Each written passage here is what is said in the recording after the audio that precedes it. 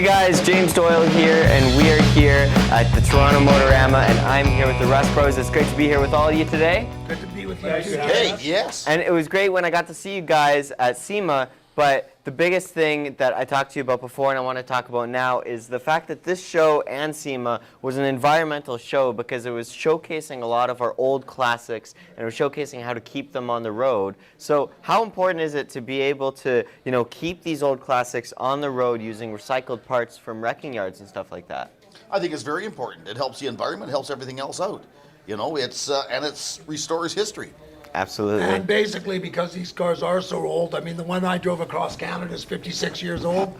A lot of parts aren't made for them, and basically, I buy cars just so I can put them out in my backyard, so I have parts, right? Absolutely. I mean, we Does it just fit in with eBay? Yeah. It totally fits in with eBay. And then again, when we do have a hard time finding parts, we can always go on to our eBay Motors account. We punch in the car that we're looking for. We look for the green check, and everything that comes up, we know is going to fit. So we're not ordering parts because, basically, we're in the middle of nowhere. When we order parts, we want them to show up. We want them to fit because it's a pain in the ass having to send them back. So Absolutely. right, the green check.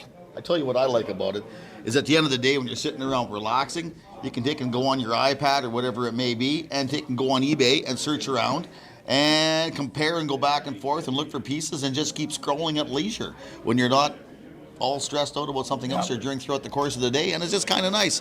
You're there, you're relaxing, have a coffee, lay, sleep, do whatever you want, wake up, go look through eBay.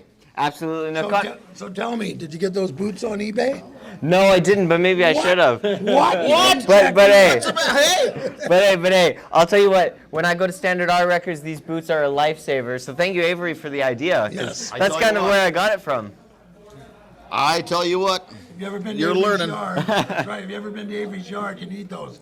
My yard too. We were walking around in a foot of water a couple weeks ago. So I have 2 pairs. Actually, Hey. I have 4 pairs of those. I'm always prepared, eh? Absolutely. He always has a sandwich tucked in the boot. Exactly. That's right. They hold stuff good, phone holder, custom phone holder.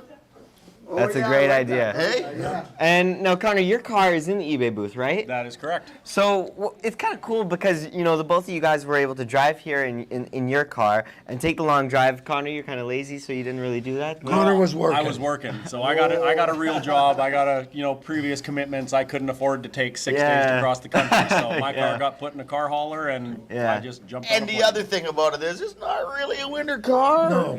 I don't know if you looked at the rear tires on that thing, but they're that wide, they got no tread. Right, I've at least got some good shout out to the guys that make the Blizzak tires. Guys saved our lives. All right. Absolutely. Well, you know what? The show has been really cool to have all of you here.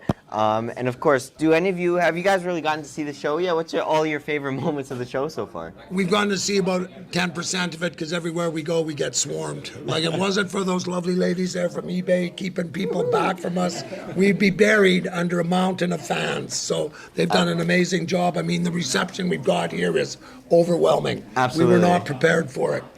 Yeah, it's like, SEMA was really busy, right? Because that was our first real car show we'd been to, and it was pretty eye-opening, and this is even worse than that because we're in better. Canada. Well, yeah, I should say there's more people here that know us, know who we are, right? So they're like, well, we're in Canada, right? Canadian show. We have a lot of fans here, and it's like, yeah, it's quite eye-opening walking in this building. Yes. Feeling the love? Feeling Feeling the love. I tell you what, It's making me paranoid. There's so much love out there. I tell you what, the people that we've met along this tour, the help that we've got is absolutely exponentially wonderful, hey? Avery can slaughter the English language like no other. Or he's doing well with it. That's another way, yeah. There you go. But Right again, from Banff, right? We had help in Banff. I tell you what, we've been helping Banff, Your friends in, where was it? Winnipeg. Not Winnipeg, Thunder Bay. Oh, Thunder Bay. They got a Yeah, shop. They got 2 shops. One in Yeah. Winnipeg, one in Thunder Bay. At Fat Guy's Auto. Avery's They buddies lined her up. helped They us lined out. her up. They found us some parts at Fat Guy's. Yeah. And yeah, there you go. And his friends at Central Auto Parts, they actually found an original turn signal Breaker bar plastic piece. 1968, where you're going to find those, right? In short order. And boom, in an hour, we were up and running. They found me a switch out. They even found me the original emergency light. Because we had a screw, like in the old Chevys, the emergency flasher thing is on the column, and you just push the button in. Well, we had a screw there. Now I've got an original knob. I tell you what, the people have been absolutely wonderful. Like I can't say enough good things about it. Yes. We have friends everywhere, even if we don't know them. Exactly. Now- You know what? Thank you, guys. Now, the last thing that I did want to ask was, what do you guys think of electric vehicles? If you need somewhere to plug your toaster in, they're good to own one.